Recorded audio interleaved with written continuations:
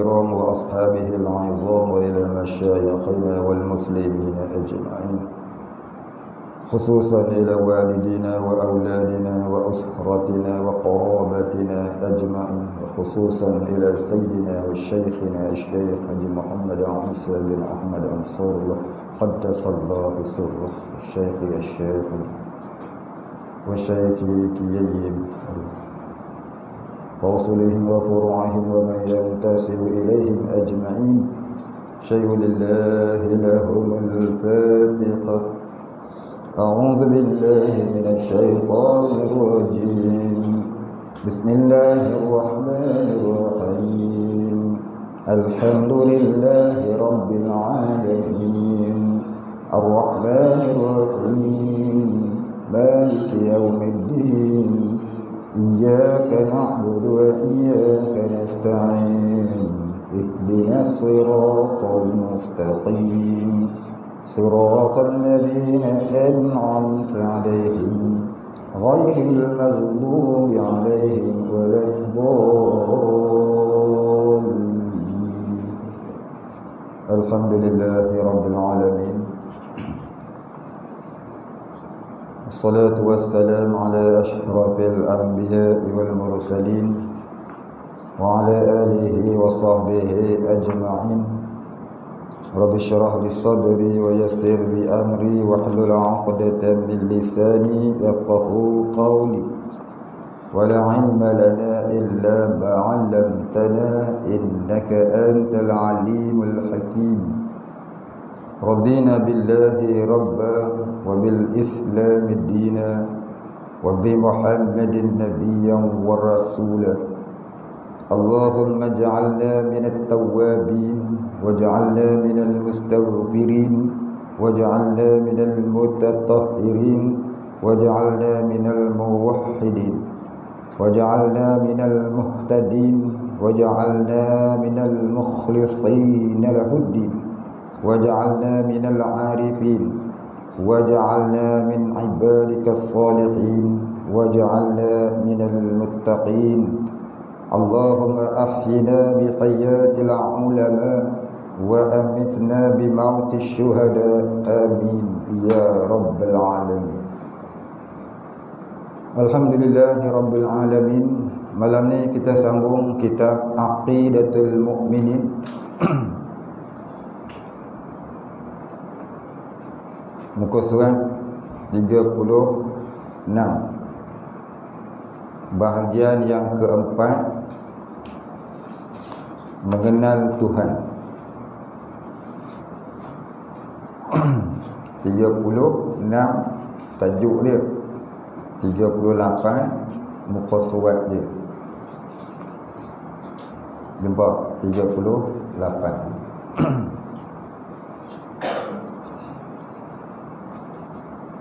Bismillahirrahmanirrahim.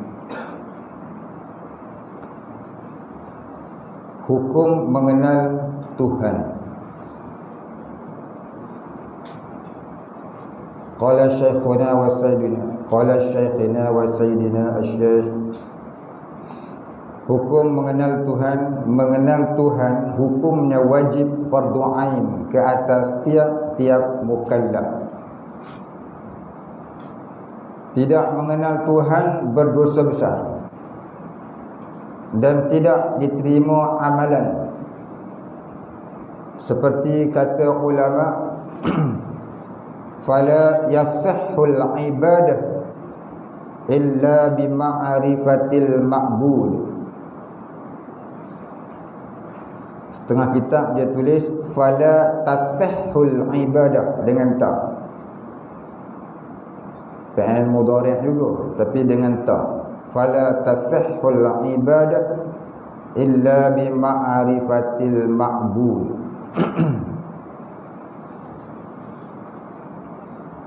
Artinya, maka tidak sah ibadah melainkan dengan mengenal Tuhan yang disembah, yakni yang diibadahkan. Disembah ni cakap Melayu.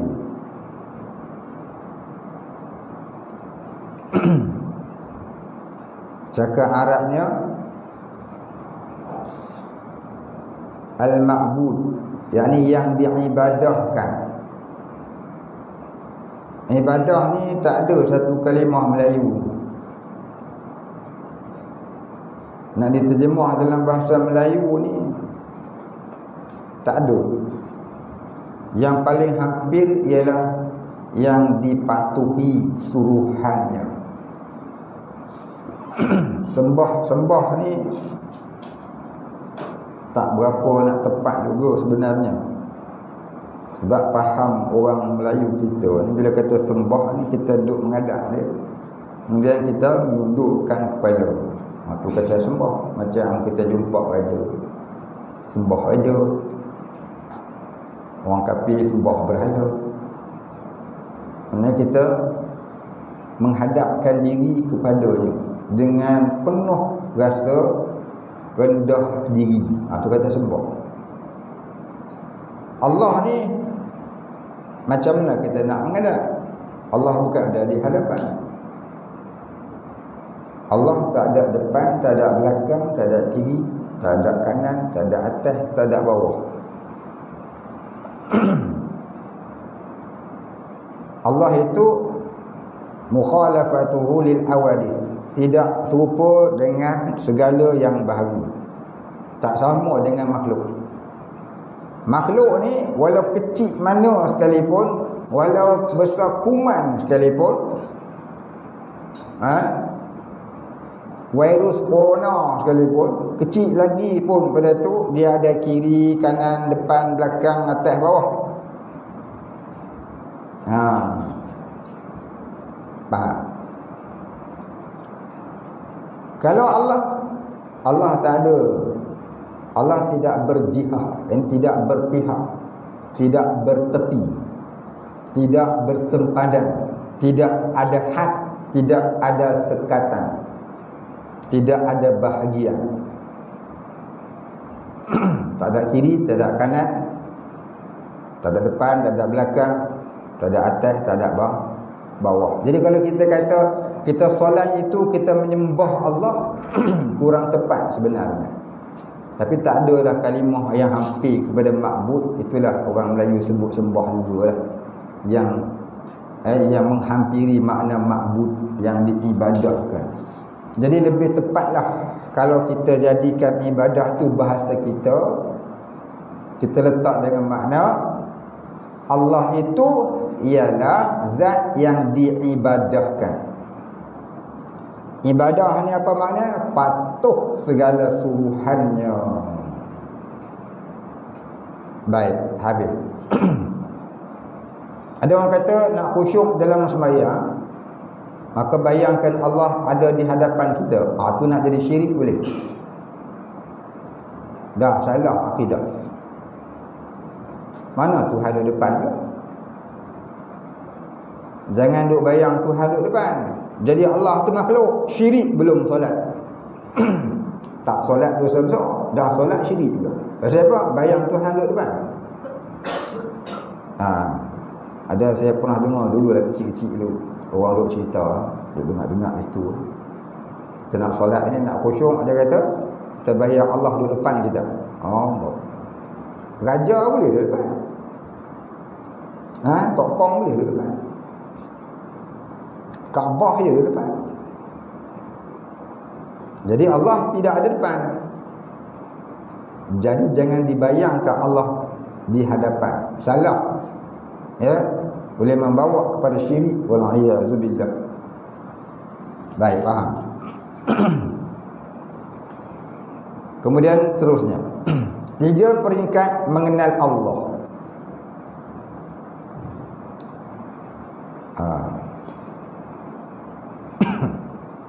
Tiga peringkat mengenal Allah. Yang pertama peringkat awam, iaitu orang kebanyakan. Kalau nak dobit kat kitab tu pun boleh ya. Luas tu. Nak catat kat kitab tu pun tak apa. Kitab ni orang wakaf bagi. Ambil simpan sampai mati. Baik, peringkat orang awam maksudnya peringkat orang kebanyakan. Peringkat orang macam kita lah. Kita ni orang awam lah ni. Ya, kita ni semua orang awam lah. Makan banyak, tidur banyak, sembarang banyak. Betul tak? Yang paling banyak apa dia? Mulut banyak. Macam-macam mulut kita ni. Makan macam-macam makan kita ni. Tak ada kita nak sidik-sidik. Janji ya, tak nampak ada khinzir dekat situ, makan. Tapi orang-orang sofi, orang-orang solehin, orang khawas, makanan yang halal itu pun dikurangi. Setengahnya mereka meninggalkan makan. Masya Allah. Kita ni tak makan dah boleh. Makan pun tak kuat ni badan. Tambah tak makan. Hitam tu. Baik, ni peringkat orang awam ni, orang kebanyakan, orang macam kita ni lah. Dia tulis tu orang kebanyakan. Barangkali kah dia terjatuh. Orang kebanyakan. Iaitu wajib mengenal Allah sekurang-kurangnya di peringkat ini. Kita nak jadi orang yang bertauhid, nak jadi orang beriman, wajib sekurang-kurangnya duduk pada peringkat orang awam ini. Maka jalannya, iaitu cara dia nak bagi duduk darjah orang awam. Orang awam ni sekurang-kurang orang yang selamat dari azab neraka yang berkekalan. Apa dia? Jalannya ialah menuntut ilmu tauhid hingga memperolehi, mana hingga dapat menguasai 3 perkara. Yang pertama, i'tiqad yang jazam, iaitu belajar, kemudian ilmu itu dibuat i'tiqad. Apa dia i'tiqad? Pegangan hati, keyakinan hati, kepercayaan hati. Itu maksud kata i'tiqad. Macam mana kita kata i'tiqad? Macam kita kata piring ni warna putih. Kita beriktikad ini piring warna putih. Ada tak antum kata ini warna hitam? Siapa kata ni warna hitam? Maknanya iktikadnya sesat. Iktikadnya salah, sesat. Pasal apa? Terang-terang ni putih, dia kata hitam. Begitulah tentang ketuhanan. Bila kita percaya Allah itu ialah zat yang wajibul wujud, dan kita buat pegangan hati, tak ada Tuhan itu bersifat dengan sifat kekurangan, melainkan Tuhan ini Allah bersifat dengan kesempurnaan, tak bergoyah dah. Itu namanya i'tiqad yang jazam. Kalau kita mengakui Allah Ta'ala itu ialah zat Tuhan yang wajibul wujud, tapi bila datang orang hulur duit kat kita 10,000, suruh mengaku Kristian itu benar, contohnya, kita pun bergoyah. Ni duit ni 10,000, kau konang nak cari. Kerja sebulan gaji 2,000, 5 bulan baru dapat, simpan RM50. Ini sekaligus lambak 10,000. Boleh beli motor cash. Hati mula berbolang, nak tak nak, nak tak nak. Itu namanya i'tiqad yang bergoyah. Itu namanya orang yang syak wasangka dengan ketuhanan Allah. Maka orang yang syak tak nama jazam. Orang yang syak tak nama jazam, maka jadi apa dia? Kafir. Jadi kafir dia. Tapi kalau hati tetap kata Allah itulah Tuhan, tapi sebab nak duit tadi, mulut kata ya Kristian betul pasal nak duit, tapi hati tetap kata Allah Tuhan, itu namanya mukmin yang asi. Mukmin tapi berdosa besar, sebab mulutnya tak tahan, mulut ceber. Nak duit punya pasal sanggup kata Kristian betul, walaupun i'tiqad dia jaza, tapi dia kurang-kurangnya berdosa besar. Namun kalau sampai hati dia bergoyah, barangkali Kristian pun betul juga ni, yang tu jadi kafir wa murtad syirik wal iyazubillah, pasal i'tiqad dia tak jaza. Orang yang benar macam mana orang yang benar? Orang yang tahqiq iman dia, bagilah 1 juta sekalipun, dia tak akan berani menyebut di lidahnya, dan tak akan terdetik di hatinya sekali-kali mengatakan ya ada Tuhan yang lain, ada agama yang lain selain daripada Islam. Mati pun tak apa. Tu namanya orang yang tahqiq iman dia. Ya, i'tiqad yang jaza, lagi tahqiq lidahnya, benar lidah. Orang macam ni yang akan dapat jawab ma rabbuka, Rabbi Allah, Allahu Rabbi, Tuhan Allah itu Tuhanku. Jadi yang dapat jawab tu bukan ilmu, yang dapat jawab tu ialah keimanan dia, bukan amalan tapi keimanan. Amalan orang Wahabi pun beramal, orang Syiah pun beramal. Ya, yang dapat menjawab soalan muka nakir ni ialah keimanan dia, bukan ilmu. Ilmu ni jalan untuk mengenal Allah. Kalau dia ada ilmu tapi dia tak berjalan untuk mengenal Allah, tak jadi mukmin. Orientalis hafal Quran, orientalis hafal hadis, ada orientalis hafal Ihya Ulumuddin. Kita tak nak ngaji Ihya Ulumuddin. Betul. Nampak? Orientalis ni dah wujud lama. Orientalis ni sudah wujud lebih 1000 tahun yang lalu.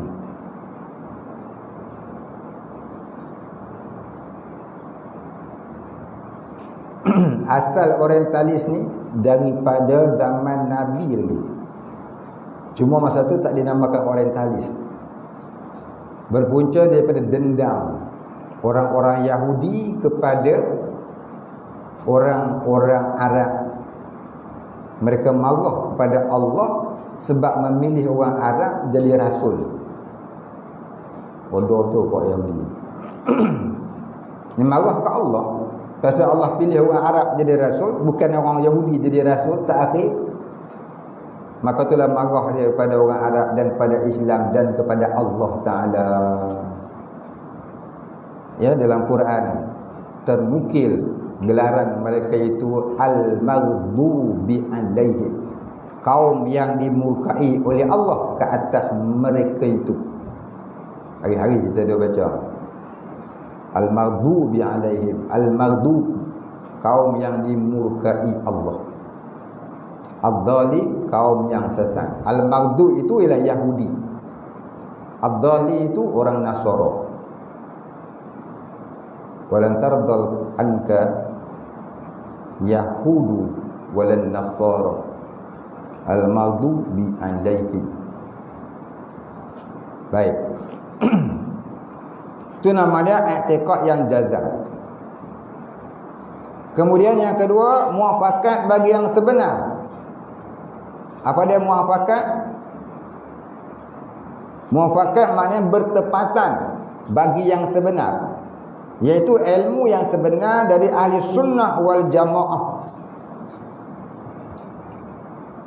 Mestilah akidahnya akidah ahli sunnah wal jamaah, bukan Syiah, bukan Wahabi, bukan Mu'tazilah, bukan Qadariyah, bukan Jabariyah, bukan tak tahulah.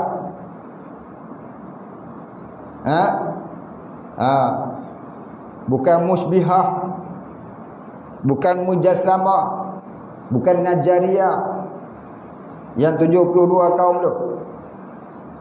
Tapi yang satu, ahli sunnah wal jamaah. Apa maksud ahli sunnah wal jamaah? Ahli maknanya orang yang menuruti ataupun orang yang mengikut. Sunnah maknanya Nabi SAW. Wal jamaah iaitu para sahabat radhiyallahu anhum. Itu masuk ahli sunnah wal jamaah. Ahli maknanya orang yang mengikut. Sunnah maknanya Nabi. Wal jamaah maknanya para sahabat Nabi radhiyallahu anhum. Adakah hadis yang menerangkan kita wajib ikut jamaah iaitu sahabat Nabi? Ada. Nabi kata, alaikum bisunnati wa sunnati khulafa'ir rasyidin ba'di. Hendaklah kamu menuruti sunnahku dan sunnah para sahabatku selepas daripada aku. Wajib kita ikut Nabi dan para sahabat. Itulah datang istilah ahli sunnah wal jamaah. Ahli sunnah wal jamaah ni tak ada istilahnya pada zaman Nabi. Istilah ahli sunnah wal jamaah ini keluar pada tahun 300 Hijrah.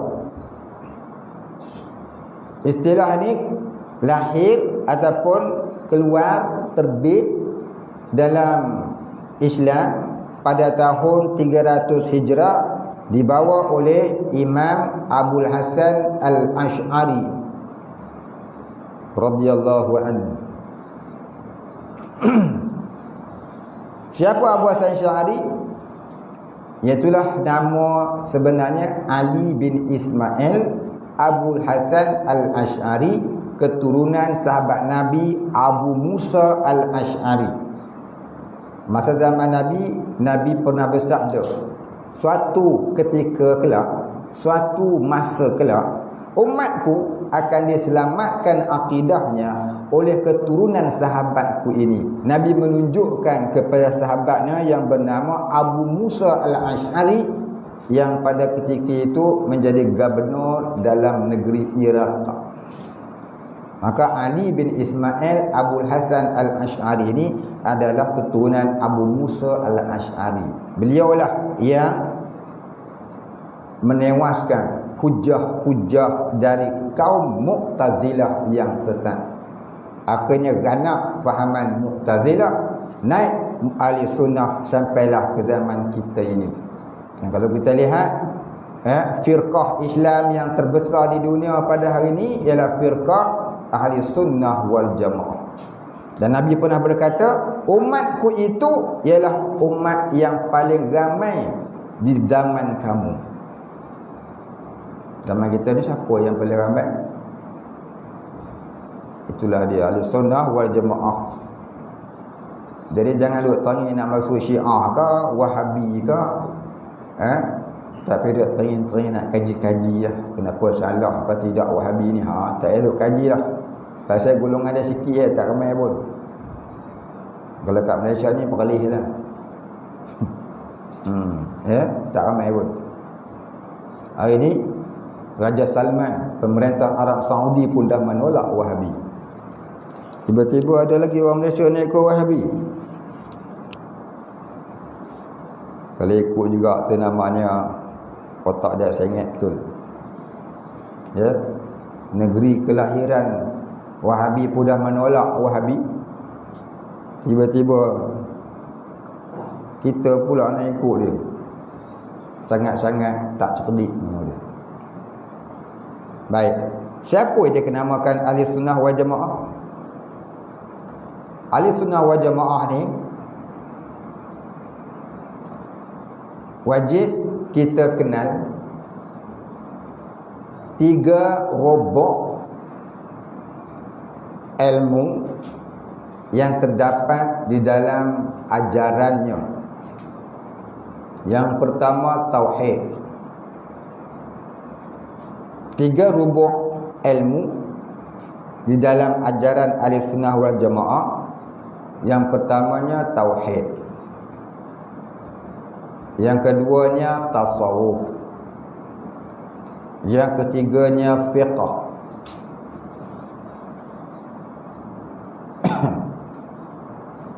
Ilmu tauhid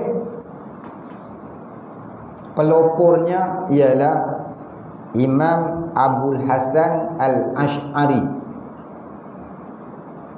Pelopornya ialah Imam Abul Hasan Al-Ash'ari.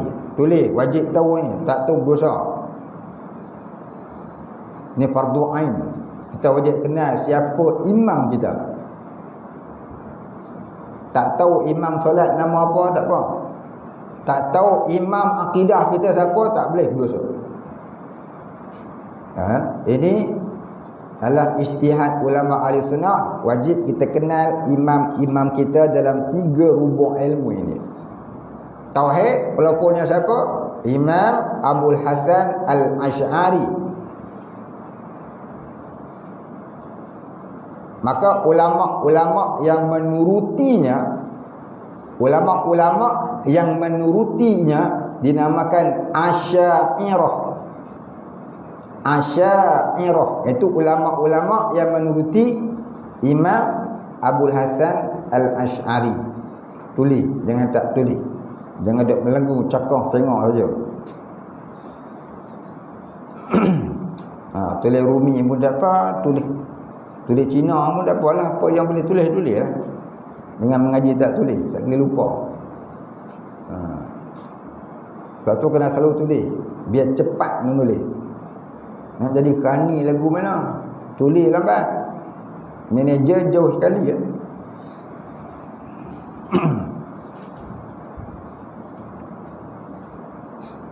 Kalau orang tanya siapakah imam akidah ahli sunnah wal jamaah dalam bab tauhid, kita jawab Imam Abul Hasan Al-Ash'ari.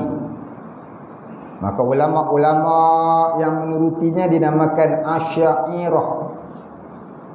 Itu nombor 1. Yang kedua, Imam Abu Al-Mansur Al-Maturidi.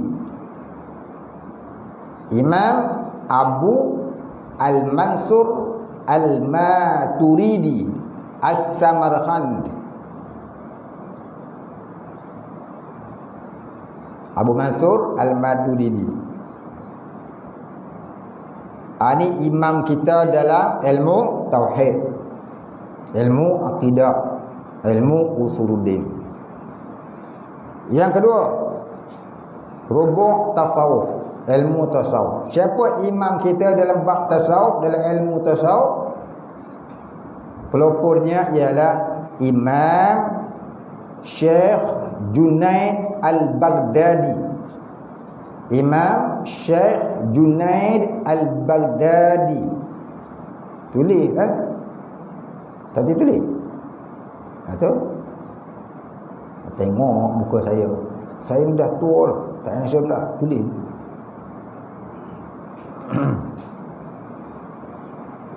Imam Syekh Junaid Al-Baghdadi. Baghdad di mana? Baghdad dalam negeri mana? Dalam negara mana? Negara Jerman. Betul, Jerman. Baghdad kat mana? Jerman. Betul. Mana Baghdad?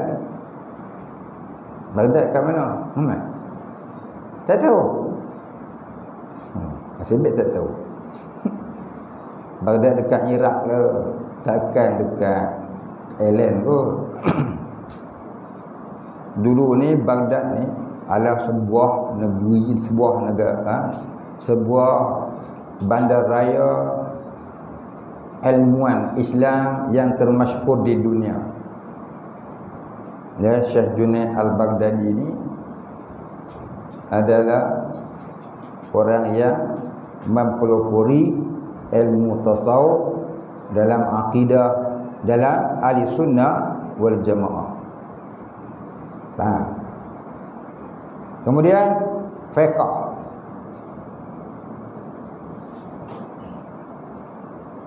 Imam-imam fiqh di dalam ahli sunnah wal jamaah ada beratus-ratus barangkali beribu yang tidak diketahui. Namun yang masih boleh diikuti sehingga akhir zaman hanyalah 4 orang. Yang pertama, Imam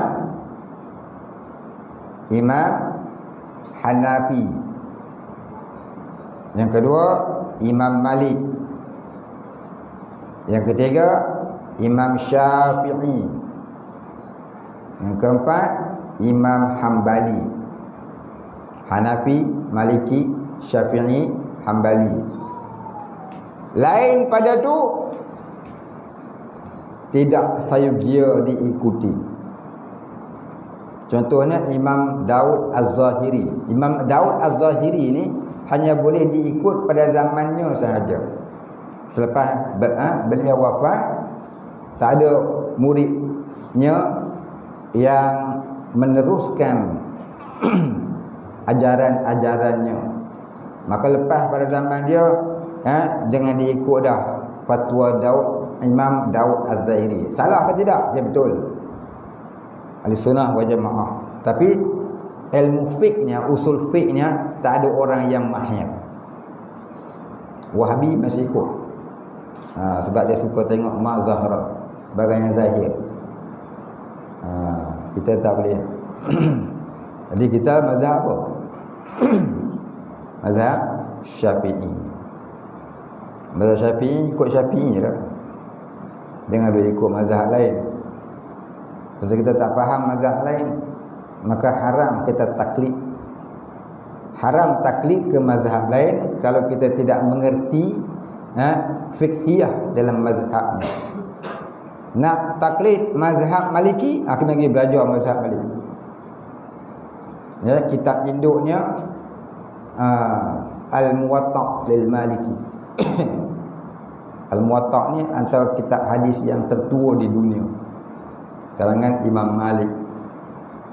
Ya. Imam Syafi'i kitab induknya Al-Um.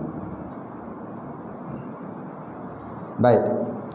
Jadi kita wajib tahu apa itu akidah Ahlussunnah wal Jamaah, fiqhiyah Ahlussunnah wal Jamaah, dan tasawuf Ahlussunnah wal Jamaah. Dan aliran Ahlussunnah wal Jamaah sahaja yang ada ilmu tasawuf. Lain pada Ahlussunnah wal Jamaah tak ada tasawuf. Mu'tazilah tak ada tasawuf. Wahabi tak ada tasawuf.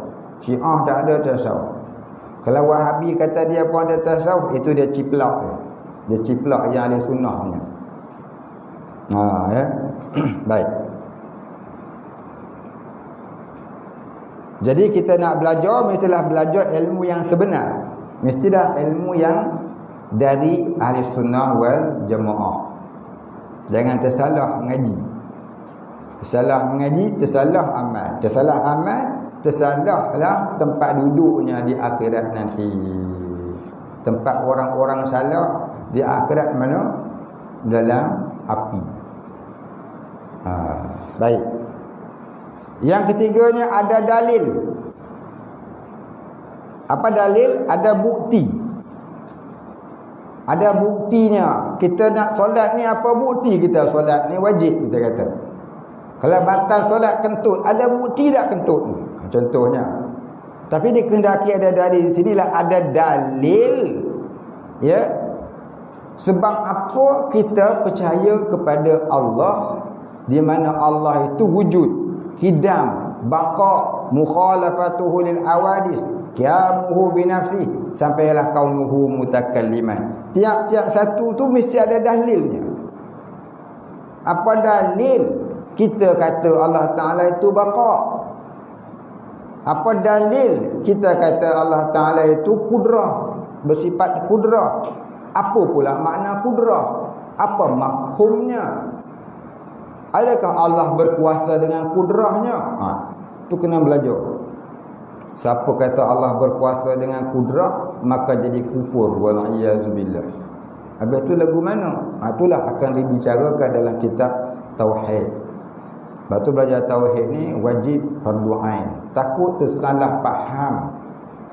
Kita yakin Allah Ta'ala tu bersifat kudrah, yakin, tapi kita tersalah faham. Kita i'tiqad Allah berkuasa dengan sifat kudrahnya, itu salah. Orang Mu'tazilah dia kata Allah berkuasa dengan zatnya, bukan dengan kudrah. Siapa kata Allah berkuasa dengan zat, itu i'tiqad yang fasik, i'tiqad yang berdosa besar. Siapa kata Allah berkuasa dengan kudratnya, itu i'tiqad yang kufur. Siapa kata Allah berkuasa dengan namanya Allah, itu i'tiqad yang syirik. Siapa yang berkata dan beriktikad Allah berkuasa dengan namanya Qadirun, innallaha ala kulli syai'in qadir, itu namanya iktikad yang syirik. Dia kata Allah ada, tapi salah faham. Ada jadi kufur, ada jadi fasik, ada jadi syirik. Habis apa iktikad ahli sunnah yang sebenar? Iktikad ahli sunnah yang sebenar, Allah berkuasa dengan zatnya yang bersifat kudrat. Itu baru sebenarnya. Maka jangan kata Allah Ta'ala berkuasa dengan namanya Qadirun, salah, syirik. Siapa yang jangan beriktikad Allah berkuasa dengan zatnya, salah, itu iktikad yang fasik. Siapa yang beriktikad Allah berkuasa dengan sifat kudratnya, itu salah, iktikad yang kufur. Apa yang sebenar? Allah berkuasa dengan zatnya yang bersifat kudrah. Itu bahawa yang sebenar. Begitu disebut dalam kitab-kitab akidah ahli sunnah wal jamaah. Ya. Sebab itu kita wajib belajar tauhid, jangan sampai kita tersalah faham. Hari ini ramainya orang yang berkata, lihatlah alam hasil kudrah Allah. Salah. Allah berkuasa dengan kudrahnya. Cakap itu cakap saja haram. Kalau sampai dia i'tiqad, kufur. Jadi dalam kitab pun kadang-kadang ada tulis Allah berkuasa dengan kudrah, maka kataan itu kena takwil. Takwil maknanya apa dah? Kita kena memahami kehendak sebenar pengarang kitab itu. Maksud kata Allah Ta'ala berkuasa menjadikan alam dengan kudratnya, yakni Allah Ta'ala menjadikan alam dengan zatnya yang bersifat kudrat. Itu namanya kalam ringkas. Kalam penuhnya Allah menjadikan alam dengan zatnya yang bersifat kudrah. Faham? Ini tauhid. Patut wajib belajar tauhid. Begitu juga dengan sifat-sifatnya yang lain. Adakah Allah Ta'ala melihat dengan basarnya? Allah Ta'ala melihat dengan sifat pelihatnya? Bukan. Itu i'tiqad yang kufur. Habis Allah Ta'ala melihat dengan zatnya yang bersifat basar. Begitulah seterusnya. Ini akidah ahli sunnah wal jamaah. Wajib faham. Atau wajib belajar. Ini baru teori mengenal Allah, belum kenal lagi. Ini baru teorinya. Nak mengenal sungguh, kena terjun ke bidang sufi.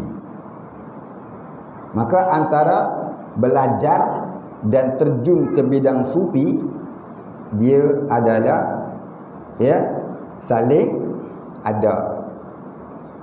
Sebab belajar kena terjun ke bidang sufi. Terus kena terjun. Jangan belajar saja jadi angkuh. Macam orang kaya. Orang kaya duit banyak, juta-juta. Jadi angkuh. Kalau dia tak kenal Allah. Tapi kalau dia kenal Allah, seperti Syekh Abdul Qadir Jalani yang kita cerita semalam, dia bukan angkuh, dia jadi orang yang wali Allah.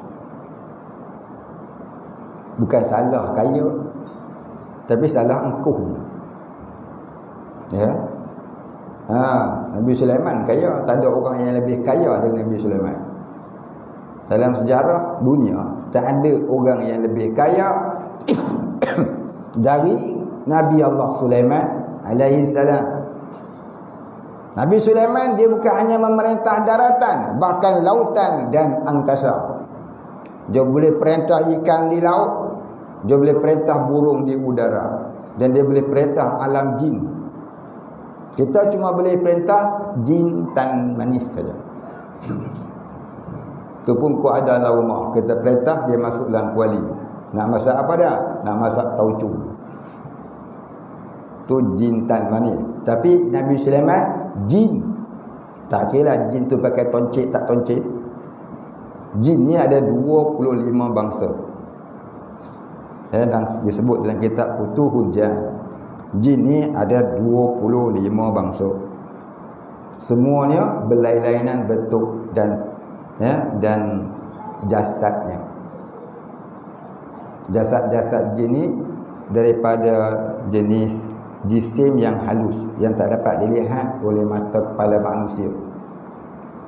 Siapa yang mendakwa dapat melihat bentuk asal jin, salah, semata-mata salah, kerana melawan fakta Quran.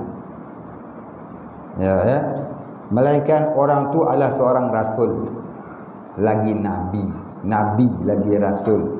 Ya, mereka boleh melihat alam jin dan alam jin dengan keadaan yang sebenar, sebab mereka lebih tinggi kedudukannya daripada sekalian alam-alam. Alam ni semua ada 7, lain kalilah cerita. Panjanglah cerita. Habis. Jadi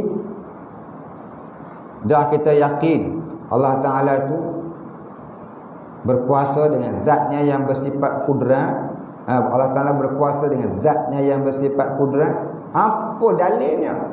Dalilnya firman Allah, innallaha ala kulli syai'in qadir. Apa itu nama dia dalil. Jadi bila i'tiqadnya jazam dan i'tiqadnya tu pula muafakat bagi yang sebenar, dan apa yang dia i'tiqad tu ada dalil, maka sempurnalah dia itu menjadi orang mukmin yang awam. Mukmin yang awam. Baru mukmin yang awam. Tapi kalau dia tak sempurna tiga-tiga ni, jadilah dia hayawanun natiqah. Apa dia? Hayawan yang boleh bercakap. Bukan saya kata, ulama yang kata.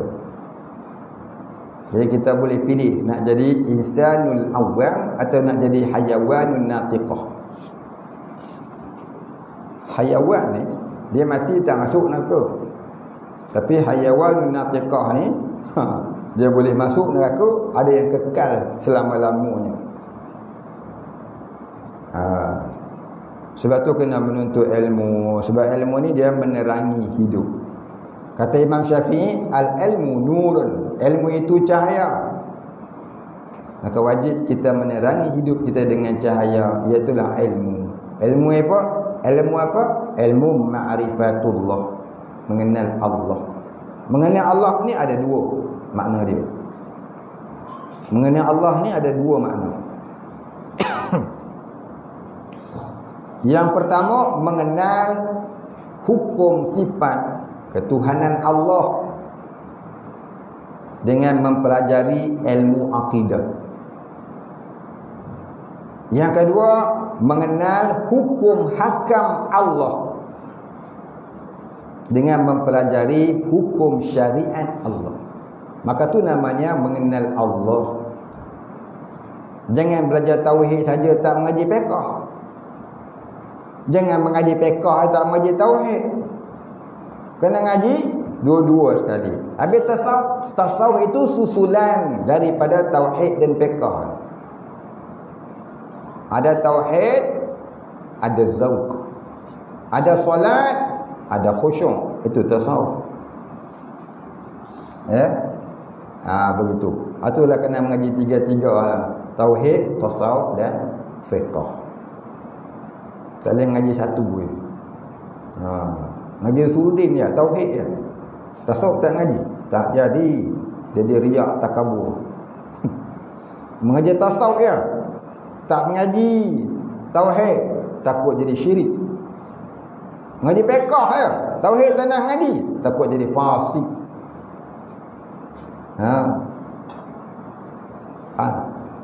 Wa man tasawwufin wa man tafaqquhin bi ghairi tasawwufin faqad tafassaqa. Wa man tasawwufin bi ghairi tafaqquhin faqad tazandaqa. Wa man jama'ahuma faqad tahaqqaqa. Siapa berfiqh tak bertasawuf fasik. Siapa bertasawuf tidak berfiqh zindik wal a'yaz billah. Lagi tu. Siapa yang ada kedua-duanya tahqiq, iaitu yang sebenarnya sebenar orang beriman. Ya. Kena ada ilmu luaran, ada ilmu dalaman. Luarannya solat, dalamannya khusyuk, dalamnya lagi kenal Allah. Baik. Habis dalil ni dia kata apa? Sama ada dalil ijmali sekurang-kurangnya koma di situ, atau beserta tafsiri, yakni ayat Al-Quran itu sebaik-baiknya. Dalil ijmali ni apa dia? Dalil secara borong. Ijmali maknanya dalil secara borong. Ijmal, borong. Apa dalil Allah ada? Dalilnya ada alam ini. Pasal apa kata lagu tu? Pasal mustahil alam ni ada sendiri kalau tak ada yang menciptanya. Lulus tak? Lulus. Kamu percaya Allah Ta'ala itu bersifat dengan qidam, tidak ada mula bagi adanya? Percaya. Apa dalilnya? Ada alam ini. Pasal apa kamu kata ada alam ini? Sebab alam ini baharu sahaja ada. Apa tanda alam ini baharu? Tanda ni dia sentiasa berubah-ubah. Maka yang mengubahnya tu tentulah yang ada sebelum ada alam ini, yang tidak ada mula bagi adanya. Siapa? Allah. Maka aku yakin Allah itu qidam. Begitulah seterusnya. Semua dalil ada alam. Pakai logik. Ya. Sah tak? Sah. Jadilah orang awam. Jadi kurang-kurang tak hafal ayat Quran, kita pakai dalil ijmali. Dalil alam ini menjadi dalil adanya Allah dan adanya sifat-sifat kesempurnaan di zat Allah. Dan kita akan menghalusi perkara ini pada bab yang akan datang. Ini saya ceritanya secara ringkas. Nanti satu-satu sifat Allah tu akan dihuraikan dalam kitab ini. Kitab ni taklah tebal sangat, lebih kurang 300 ke 400 muka. Kitab asal ni 400 muka. Kitab ni tak tahu berapa muka.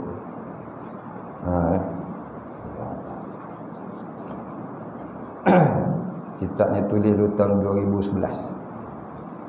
Asal ni kitab Rumi. Lepas tu nak buat pengajian pondok, ada hamba Allah yang rajin dia tulis Jawi.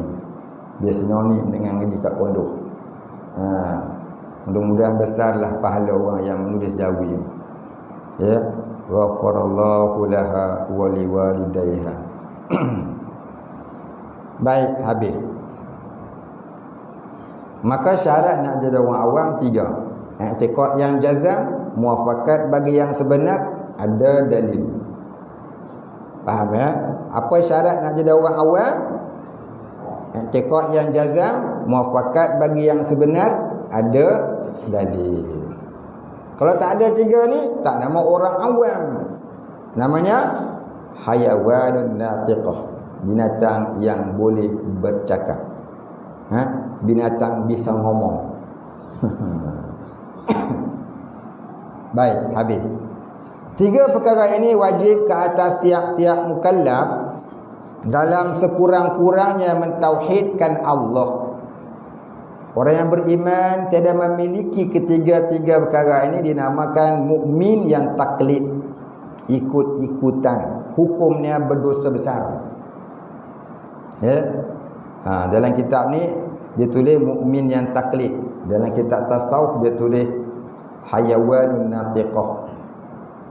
Kitab tauhid ni dia baik sikit bahasa dia. Kitab tasawuf dia dalam sikit. Hayawanun natiqah tu weh. Lagi kasar bahasa dia. Dengar bertakut ni kitab apa ni? Kata orang binatang. Hayawan ni bahasa Arab, bukan bahasa Melayu.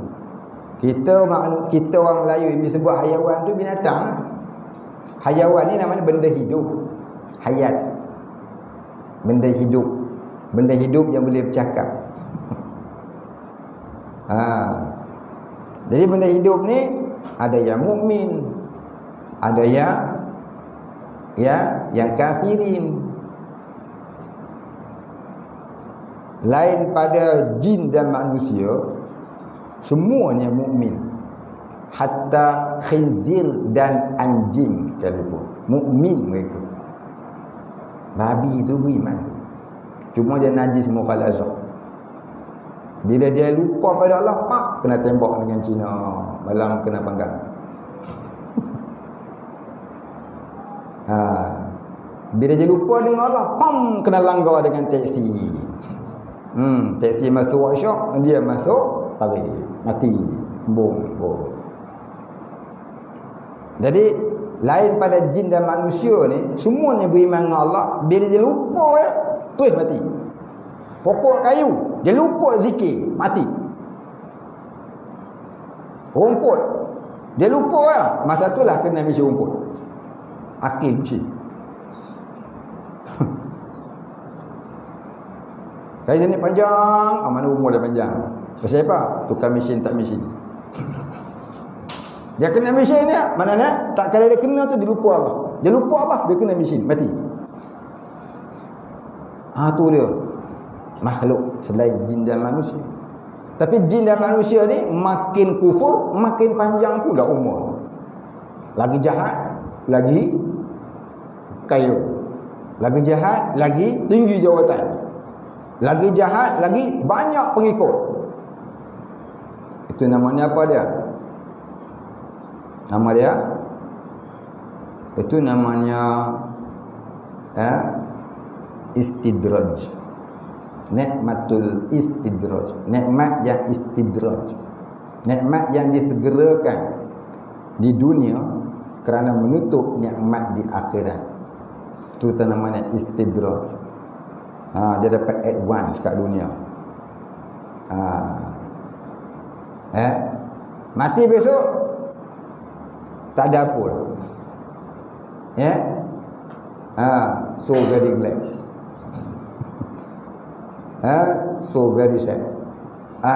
Dunia ni sonok lah, happy go lucky dia. Semua ada. Kayak aku tengok aku tak sembahyang pun kayak kau sembahyang nikmat tu gelap. Tengok aku tak pernah solat tapi pakai Ferrari, Lamborghini tu, itu gini semua ada. Ke sana ke sini. Duit banyak. Itu cuma sementara.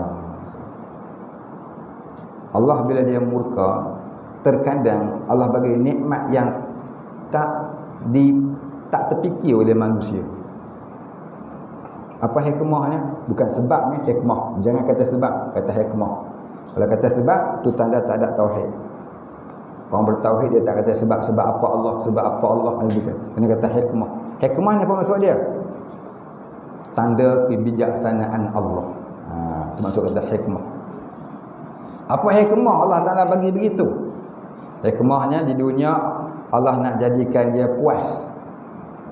Sebab hikmahnya lagi, di akhirat nanti dia tak akan habis-habis seksanya selama-lamanya, tak ada berhenti. Padahallah di dunia dia kaya, dia nikmat, macam-macam dosa dia buat pun tak ada apa. Tipu orang ni, rasuah ni, duit sampai tak nak kira. Hikmah ni apa dia? Nikmat yang sementara. Advance, temporary advance. Akhirat esok kena tampak tak lari je. Itulah dia. Jadi kita ni Allah pesan dalam Al-Quran, wala tamuddanna ainaika Jangan kamu terliur dengan apa yang kami kurniakan kepada mereka itu kafir. Sesungguhnya apa yang kami berikan kepada mereka itu hanyalah fitnatun. Ini ujian sahaja. Nak pergi dia seronok je.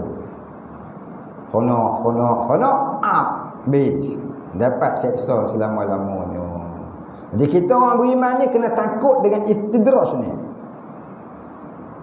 Allahumma inna na'udzubika minal mustadrijin. Ya Allah, kami minta berlindung denganmu daripada jadi orang yang istidraj.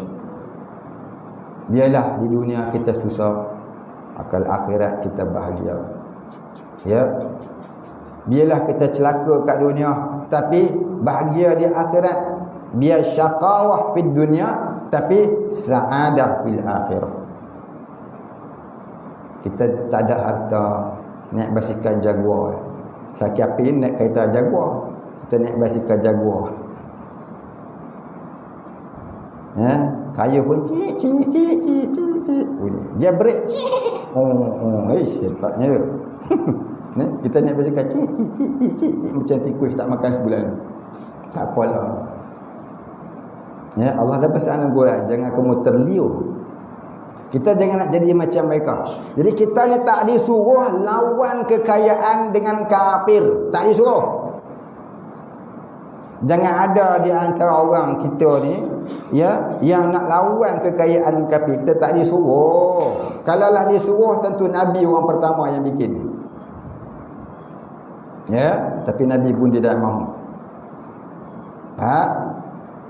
Jangan terpedaya dengan orang-orang agama tapi duniawi. Dia suruh kita ni cari dunia. Sebab nak bangga, nak tunjuk pada orang kafir kita pun hebat. Mana dalil Quran kata ya begitu? Ada dalilnya. Nabi kata ada. Adakah Nabi kata lagu tu? Nabi tidak suruh kita berbangga dengan harta. Bahkan Nabi berpesan, barang siapa berbangga dengan hartanya, di akhirat kelak dia akan tanggung hartanya itu di padang mahsyar selama 50,000 tahun. Engkau ada istana, engkau ada rumah besar, engkau bangga dengan orang, kau ada harta, kau tanggung rumah tu besok, istana tu besok, atas belakang di padang mahsyar 50,000 tahun. Tanggung simen bentar lah kan. Akhir lah kan tanggung simen. Patah pula. Nampak? Tak payah nak. Ada harta, hadza min fadli rabbi.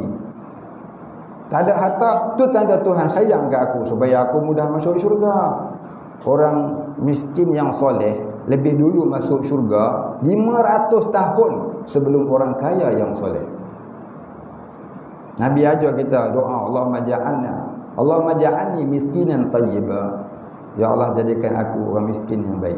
Maka kita kalau orang miskin jadi miskin, jangan sesali. Itu tanda Allah sayang kita. Ini kalau dengar orang yang ahli dunia marah, apa Islam macam ni ke? Bukankah kita disuruh itu, suruh ini? Itu kadang-kadang orang mentafsirkan Quran pakai akal. Bukalah kitab Mukasyafatul Qulub. Imam Ghazali kata apa? Orang suka mentafsirkan ayat Quran dengan akalnya.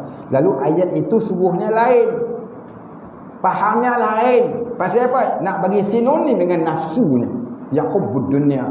Akhirnya dia jadi apa? Wasak. Macam mana orang wasak? Jangan kamu lupa bahagiamu di dunia. Kata. Maka dia pun fikir, jangan kamu lupa bahagiamu di dunia. Mana Allah Ta'ala suruh kita cari harta dunia. Bukan yang tu maknanya. Maknanya, kamu nak cari dunia, jangan kamu lupa kewajipanmu kepada Allah. Itu makna dia. Tapi dia duduk kurai kepala dia. Jaga-jaga jangan sampai kita tafsir Quran dengan akal. Man tafassara Quran bil aqlihi fa huwa finnar. Siapa mentafsir Quran dengan akalnya, maka masuk neraka. Jangan kita tafsir Quran, syarah hadis, tak ikut ilmu tafsirnya, tak ikut ilmu hadisnya. Jangan jadi macam Abdul Wahhab bin. Tahu? Jangan jadi Pak Wahabi, tafsir Quran pakai akal, syarah hadis pakai akal. Ya. Lepas tu kita kena ngaji dulu. Baik, habis. Apabila menemui ketiga-tiga perkara ini, mudah-mudahan tu bukan menemui, memahami. Padam tu. Potong. Kalau kita baca kitab orang, dia tulis salah, jangan padam. Jangan potong, buat kurungan kod kita yang tak faham. Ini kitab ni pasal kita karang sendiri, tak apa, ni salah. Apabila memahami ketiga-tiga perkara ini, bukan menemui tu, memahami tu. Kita ni banyak salah, banyak tersalah, banyak jatuh. Jadi saya harap orang yang baca kitab ni jangan baca seorang, kena mengaji. Pasal banyak ayat jatuh, banyak ayat salah. Maklumlah kita menaik komputer ni. Bila kita type, kita kita tekannya space, dia keluar kalimah lain. Kita tak tengok lah. Memahami jadi menemui. Itu jadi barangkali. Mungkin dia nak cepat ke ya. Apabila memahami ketiga-tiga perkara ini, iaitu i'tiqad yang jazam, muafakat bagi yang sebenar dan ada dalil, dinamakan mukmin yang beriman dengan ilmu. Titik. Namun begitu belum selamat lagi. Jangan kata selamat dah, tak selamat lagi. Kerana kebanyakan orang alim masih berbuat dosa. Orang alim jadi syirik pun ada, macam Bal'am bin Ba'urah. Nampak? Macam Qarun ni, dia sepupu Nabi Musa. Dia baca Taurat, air sungai boleh berhenti. Hebat tak? Hebat. Tapi akhirnya sebab hubud dunia, mati kufur dia. Dan mati kufur, ya, tenggelam dirinya dan istananya dalam tanah. Dia kata Qarun, asalnya beriman. Begitu juga dengan Bal'am bin Ba'urah, doanya tidak ada hijab. Tapi oleh kerana dia hubur riyasah, ya, gila jawatan. Dia nak jawatan, nak pegang jawatan dalam kerajaan Firaun. Jadi apa? Ahli nujum negara. Nak sangat, mati kafir dia. Mati lidahnya terbelit. Wa'iyyazubillah. Barsisar, Masya Allah, kalah dengan ilmu perubatan. Hebat berubat orang. Jaga-jaga orang pandai berubat. Orang yang beramal ni dia akan diuji dengan jadi bomoh. Maka kita kena jaga, kena faham. Ada signal kita supaya buh gegostan. Tak faham signal tu takut jadi barsisar milenium. Ramai orang jadi bomoh, akhirnya jadi sebab tak faham khabaran, tanda-tanda keruhanian, jadi tenggelam dia dalam laut nikmat berbomohan. Pasal apa? Lama kumpul air. Dulu pakai potong saga, ni boleh buka kilang potong. Sana, dia tu saya bubat, dia tu saya bubat, dia tu saya. Doktor tu, saya. Dia tak cerita, dia tiap-tiap bulan dia beli ubat macam mana. Kalau doktor tu, dia kata doktor tu ni ubat kalian. Tu dah tanda-tanda tu. Tanda-tanda istidrak. Ya. Ni orang nak berubat. Sampai peringkat dia kena tinggal. Kalau tidak dia mendarjah tak boleh naik. Dia dah hijab. Buka dalam kitab Madarijus Salikin ataupun dalam kitab Allahumma salli Anwarul Qudsiyah karangan Imam Abdul Wahab Sya'rani, ataupun dalam kitab Melayunya Siyarus Salikin.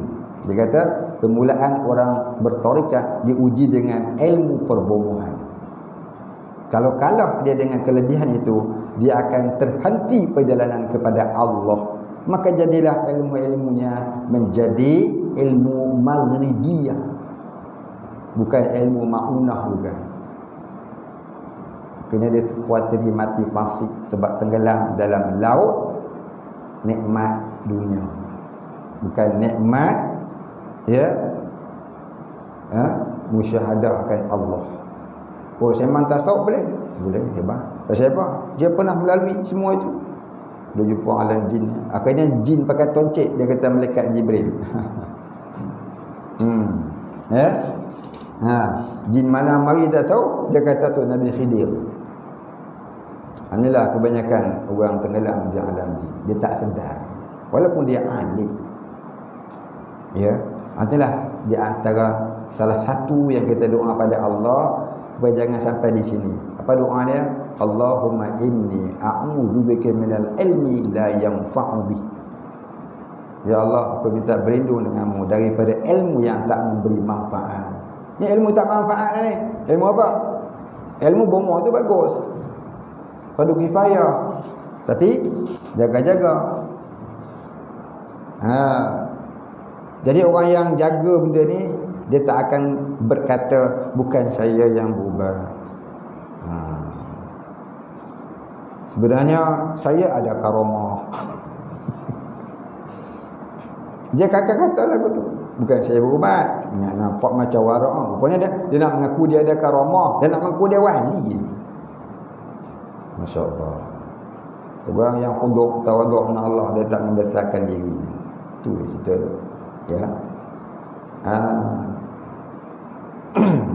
Kalau baik Allah, kalau tak baik itu kelemahan saya. Saya tak pandai. Mengaku tak pandai itu lebih baik daripada mengaku pandai. Kalau tak jadi taklah malunya. Ni mengaku pandai, tiba-tiba 40 kali dah orang tu datang rumah, tak jadi. Habis dia kawan tu. Cuma kawan tu tak empuk kepala dengan hemung. Pengajar atuk bomoh. Kali mari 140 kali mari tu dia beli tanah. Ada orang ribu bab bomoh tapi jual kereta jual tanah. Kena mati itu. Yang kaya tu bomoh. Cari tu bomoh. Ngaji tauhid apa tu? Sakit gigi cari bomoh. Sakit hidung cari tu bomoh. Yang ngaji tauhid ngaji apa? Bukan. Dah ngaji tauhid hasbunallah wa ni'mal wakil. Nak cari juga bomoh? Boleh, tak salah. Tapi hasbunallah wa ni'mal wakil juga. Bomoh tu alat je, asbab yang tak memberi bekas. Macam makan nasi ya. Boleh minta Allah, Allah, aku lapar, kenyangkan perut. Nasi tak makan pun.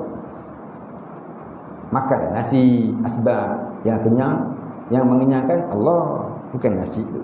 Situ nak berubat, pergilah berubat. Dia buat doktor kan. Apa tu bomoh, kata imam tak, apa tu harus. Tapi pegangan hati kita. Pegangan dia apa? Pegangan Allah Ta'ala. Ya, Sayyidina Abu Bakar pun berubat. Diceritakan dalam sirah. Orang yang mula-mula dia kalangan sahabat Nabi yang mengamalkan perubatan syifa ini ialah Sayyidina Abu Bakar As-Siddiq radhiyallahu anhu.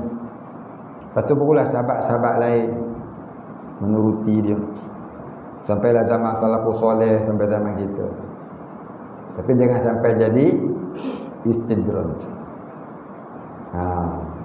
Itu dah perlu kepada tauhid, fiqh dan tasawuf. Dan perlu kepada bimbingan mursyid. Kalau tak mahir tauhid, jangan jadi bomoh. Ini pesan untuk guru saya dulu lah. Tak mahir ilmu tauhid, jangan jadi bomoh. Nanti kamu tenggelam dalam lautan ilmu maghribiyah. Faham ya? Dia tenggelam di alam jin, tenggelam dalam hubud dunia, rupa-rupa Islam tapi hubud dunia. Tu kena belajar tauhid tasawuf. Ya.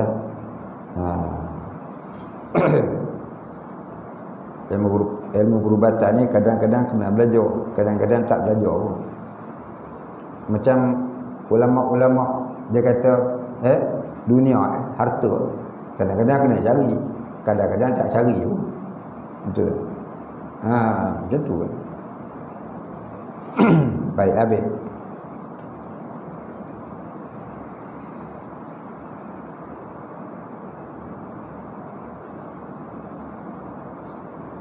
Jadi dia kata apa? Kerana kebanyakan orang alim masih berbuat dosa, hendaklah, bukan hendaklah tu qaf tu, sambung sikit kepala itu, buah titik dua di atas. Hendaklah pula mendaki. Dia buah qaf, patutnya kaf ya, mendaki. Hendaklah pula mendaki ke peringkat mengenal Allah yang kedua. Tambah sikit, dengan melalui jalan-jalan tarikat sufiyah. Tambah sikit, hendaklah pula mendaki ke peringkat mengenal Allah yang kedua, koma, tambah sikit, dengan menjalani jalan-jalan tarikat sufiyah. Tulis Rumi Mujabbah lah. Dengan menjalani jalan-jalan tarikat sufiyah di bawah bimbingan guru yang mursyid. Di bawah bimbingan guru yang mursyid. Begitulah kata ulama-ulama Islam. Ya, antaranya ulama Melayu kita, Tok Kenali. Tok Kenali sebut lagu tu dalam kitabnya Qamarul Huda. Ya, kena kita jalani jalan-jalan sufi di bawah bimbingan guru yang mursyid. Untuk sampai ke peringkat kedua, iaitu peringkat khawas. Apa dia khawas? Orang pilihan Tuhan. Ya, khawas orang pilihan Tuhan. Kita tak tahu siapa yang Allah Ta'ala pilih. Di antara kita tak tahu. Ya, selagi dia tak mati sebagai mati bertakwa, belum lagi nama orang yang berjaya. Walaupun dia alim besar, walaupun solatnya banyak, walaupun ibadahnya banyak, sedekahnya banyak, jihadnya kuat, lagi tak mati sebagai orang yang bertakwa, belum dinamakan orang yang berjaya di sisi Allah. Orang yang berjaya ni ialah orang yang man atallaha biqalbin salim, orang yang kembali kepada Allah, orang yang datang kepada Allah dengan hati yang sejahtera, iaitu hati yang ma'rifatullah. Baik, kita berhenti situ dulu, insya-Allah kita sambung.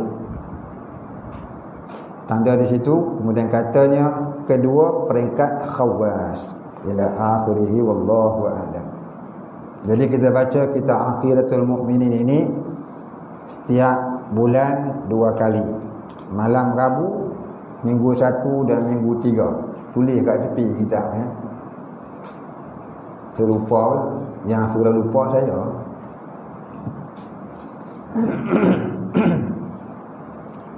Pengajian setiap hari Rabu, minggu 1 dan 3. Minggu 2 dan 4 Matla'ul Badrain. Hari Rabu, minggu 2 dan 4 Matla'ul Badrain. Baik, insya-Allah. Jaga kitab ni molek-molek. Pasal apa? Pasal kita tak boleh jual kedai. Kalau kita lain banyak jual kedai, hilang boleh beli ni. Ini kalau rosak nak pergi cari tak ada. Ada dia orang jual kat Shopee. Wallahu a'lam. Al-Fatihah. A'udzu billahi minasyaitonir rajim. Bismillahirrahmanirrahim. Alhamdulillahi rabbil alamin arrahmanir rahim maliki yaumiddin. Iyyaka na'budu wa iyyaka nasta'in. Ihdinas siratal mustaqim. Siratal ladzina an'amta 'alaihim ghairil maghdubi 'alaihim waladdallin. A'udzu billahi minasyaitonir rajim. Bismillahirrahmanir rahim. Alhamdulillahi rabbil alamin. Wassalatu wassalamu ala asyrafil anbiya'i wal mursalin wa ala alihi wa sahbihi ajma'in.